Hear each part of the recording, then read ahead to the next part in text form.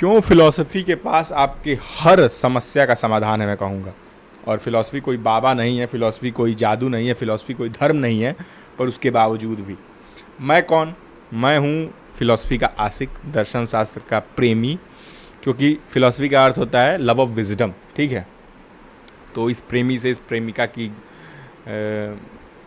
व्याख्यान सुन लीजिए। जैसे हर प्रेमी के लिए उसकी प्रेमिका सुंदर होती है, अच्छी होती है और नायाब होती है, सबसे अलग होती है, वैसे इस प्रेमी के लिए भी इसकी प्रेमिका कैसे अलग है और दूसरे विषयों से और दूसरे डिसिप्लिन से, मैं यही बताऊंगा।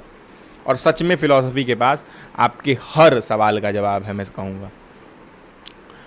पहली बात तो ये है ना कि प्रेम, मैं जहाँ तक मानता हूँ, सामर्थ्य हो तो करिए। एक नाकारा व्यक्ति प्रेम ना करे तो ज़्यादा सही है, या नाकारा भी प्रेम करता है तो सामर्थ्यवान बन जाता है उस लोभ में कि उसको कुछ देने के लोभ में। प्रेम देने का विषय है, निस्वार्थ भाव से।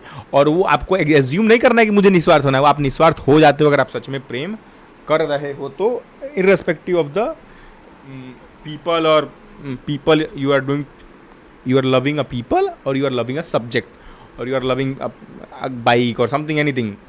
You start giving them and expecting less, or you are not expecting that much, because obviously you are attracted to that thing or you are passionate about that thing. That is not that much, so it is. But knowingly और unknowingly, चाहते ना चाहते हुए, आपको ये दर्शन बहुत कुछ दे जाता है। बहुत कुछ में मैं कहूँगा पहली चीज़ जो आपको देता है, जो आमतौर पर लोग यहाँ पे क्लैरिटी ही नहीं है उनके पास, वो आपको सीधा साफ करता है, आपके देखने के नज़रिए को और क्लैरिफाई करता है। आप बहुत कॉम्प्लेक्स होते हैं, आपका दिमाग गूंजता रहता है हमेशा सवालों से, पर आप at the end of the day आपके पास क्लैरिटी होती है, at the end of the thought exercise. और उससे क्या होता है, उससे आप लेते हो डिसीजंस, और आपकी डिसीजन मेकिंग इतनी अलग हो जाती है, इतनी यूनिक हो जाती है, इतनी आउट ऑफ द बॉक्स हो जाती है। मैं पर्सनल एक्सपीरियंस से बोल रहा हूँ कि जिस तरीके का सवाल, मतलब जवाब लोग ढूंढ रहे हैं, आप बिल्कुल उलट या बिल्कुल आउट ऑफ द बॉक्स जाके सोचते हो। और just because you have the clarity about the topic, the idea और the problem you are dealing with, आपको आइडियाज़ के बारे में, मतलब प्रॉब्लम के बारे में आपको सच में क्लैरिटी, दृढ़ता है कि what you are facing right now. उसके बाद क्या होता है, डिसीजन मेकिंग आपकी अच्छी हो जाती है। दूसरा पॉइंट ये हो जाता है। तीसरा पॉइंट ये होता है ना, आपका इमोशनल रेजिलियंस बहुत बढ़ जाता है। मतलब आप हार बहुत लेट मानोगे, आप दुखी हो तो बहुत लेट कहोगे, और आपको कैसे उसको चैनलाइज करना वो भी आ जाता है कि हाँ मैं कैसे अपने इमोशन को चैनलाइज करूँ। मतलब आप ऐसे समझ लो कि आप ऐसे व्यक्ति बन चुके हो कि जिसमें शायद ही आप अपनी बात किसी से कहते हो, या कहते हो तो अपनी बात कहते ही नहीं हो, या आप बिन मतलब की बातें कर रहे होते पर अपनी बात, जो आपकी बात है ना, वो आप किसी से नहीं कहते हो। मतलब आपका इमोशनल स्टेट इतना हाई होता है कि आपको क्या कहना है क्या नहीं कहना है आपको सब पता होता है। क्या आप फन के लिए कह रहे हो, क्या आप काम की बात कर रहे हो, आपको सब पता होता है। आप कब टाइम वेस्ट कर रहे हो, कब नहीं कर रहे हो, सब आपको पता होता है। इसी से हमारा चौथा पॉइंट आता है अवेयरनेस। आप अवेयर्ड और ऑब्जर्वेबल हो जाते हो। आप बहुत ऐसी ऐसी चीज़ों को ऑब्जर्व करते हो ना जो शायद ही कोई ऑब्जर्व कर रहा है, और आप जब स्टेट करते हो उसको लोग आश्चर्य हो जाते हैं, लोग आपकी तरफ मतलब इंट्रूसिव हो जाते हैं, अट्रैक्ट, मतलब इंट्रूसिव पता नहीं, I don't know what the word mean is, आपकी तरफ बहुत जिज्ञासा से, बहुत रुचि से देखने लगते हैं आपकी तरफ कि अरे how they observe this things. तो ये आपको सोशल स्किल्स में भी बहुत मदद करता है। अवेयरनेस एंड ऑब्जर्वेशन बढ़ जाता है आपका, क्योंकि आप इमोशनली रेजिलिएंट हो, तो आप उन चीज़ों को देख पाते हो, बेयर भी कर पाते हो। ओहो ये मेरे साथ ऐसा कर रहा है, ओहो मुझे ये ऐसा कह रहा है, अच्छा इनका मतलब ये है।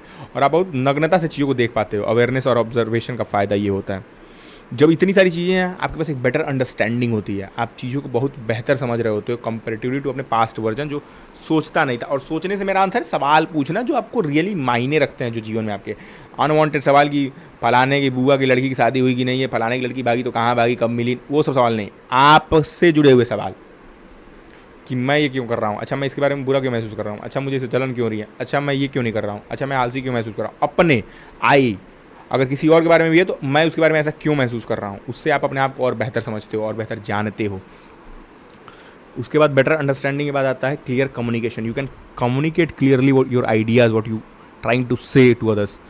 बीच बीच में अंग्रेजी इसलिए आ जाती है क्योंकि जानते हैं यहाँ पे ऐसे जगह पे हम लोग रहते हैं, खैर यूनिवर्सिटी है तो इंग्लिश ही ज़्यादा चलती है। हिंदी में आदमी बोलना चाहता है पर वो इंग्लिश की आदत पड़ती जा रही है तो दिक्कत हो रही है। इसलिए वीडियो अगर हिंदी इंग्लिश में तो थोड़ा मैनेज कर लीजिएगा आप, मैं ट्रांसलेट करने का प्रयास करता हूँ। खैर तो आपका बेटर अंडरस्टैंडिंग हो जाता है। मैं खुद आज फिलॉसफी के परीक्षा में ये था, और मैं खुद सोच रहा था कि क्या फिलॉसफी ऐड करता है, और इस चीज़ें मुझे समझ में आई। मैं कहा यार this is the thing I want to share with you guys, to just know yes this philosophy worth studying और नॉट। अरे मतलब फिलॉसफी पढ़ना सच में काम का बात है कि नहीं भाई? एकेडमिया मतलब भाई यूनिवर्सिटी में पढ़ना भले अच्छा बात हो नहीं हो, मुझे नहीं पता भाई, यहाँ पे तो अलग ही कभी इस पे बातचीत करेंगे कि यूनिवर्सिटी में पढ़ाई कैसी है और अपने से पढ़ना कितना अच्छा है, और क्या खराबी है, क्या नुकसान फ़ायदे होंगे। आप चीज़ों को बहुत बेहतर समझते हो, आपके पास बेटर अंडरस्टैंडिंग होती है, आपके पास बेटर डिसीजन मेकिंग होती है, आप इमोशनली रेजिलियंट हो जाते हो। और प्रेम में ना कुछ एक्सपेक्ट नहीं किया जाता, ये देता है फिलॉसफी। फिलॉसफी माँ है हर विषय की, और जिसने विषय बना दिया वो आपका चरित्र बनाने में कैसे पीछे रह जाएगा भाई? आप शिद्दत से प्रेम तो करिए, आप चीज़ों को समझिए, और जो कहता है उसको पालन करिए, अनुपालन करिए उसका। आप सोचिए कि फिलॉसफी पढ़ने का विषय नहीं, जीने का विषय। मैं हमेशा कहता हूँ philosophy is not the subject to study, philosophy is the subject to live through it. Try to apply the rules, try to see from the other lenses, other philosopher lenses, and then try to create your own lenses as well. Synthesize the ideas, create your own, study, think, ask, argue. Not argue, argue is not the way to go ahead. Like discuss, not debate. Understand other viewpoint, make yourself humble. These things like that will help you a lot. अरे फिर यार अंग्रेजी आ ही नहीं रही भाई। खैर कहने का अर्थ ये कि फिलॉसफी बहुत कुछ देता है आपको, बहुत कुछ देता है, अगर आप सच में फिलॉसफी को प्रेम से पढ़ने लगे तो। खैर यहाँ तक सुनने के लिए बहुत बहुत धन्यवाद। अगर आप फिलॉसफी पढ़ना चाहते हैं तो इस तरह के चैनल्स को मत देखिए, फिलॉसफी सच में पढ़िए। और हम सोचने की बात करते हैं, हम दृष्टिकोण में बात करते हैं, हम फिलॉसफी की एक इकाई पे बात करते हैं, हम फिलॉसफी पे बात नहीं करते हैं। यहाँ पे शायद ही आपको चैनल फिलॉसफी पे मिल रहा होगा, मतलब कोई फिलॉसफर के बारे में बात हो रही होगी, पर हाँ मैं वो भी करना हो सकता है शुरू करूँ, मुझे नहीं पता। पर ये सब प्रैक्टिकल फिलॉसफीज़ हैं, फिलॉसफिकल कम्युनिकेशन है। Thank you for listening my ideas, thank you for listening my perspective. Signing off from my site.